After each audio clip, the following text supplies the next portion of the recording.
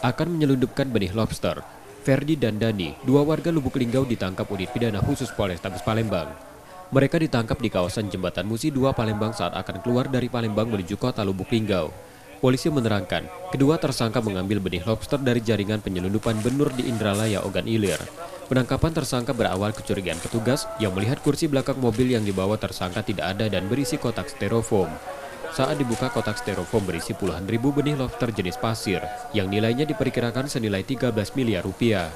Dari barang, kalau pengakuannya masih dari daerah Indralaya, nanti kita akan kembangkan kembali asal-muasal dari barang ini. Yang jelas kita sudah tahu jaringannya, kita sudah tahu pada orangnya sama aja, saya tinggal berganti waktu, dan kita akan terus menggagalkan upaya-upaya penyelundupan atau benih lobster yang ini yang akan dia kirim ke daerah Linggau.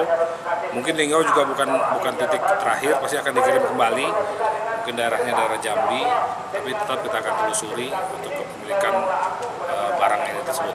Diduga benih lobster akan diselundupkan melalui jalur darat Sumatera. Yudi Kiswanto, Kompas TV, Palembang, Sumatera Selatan.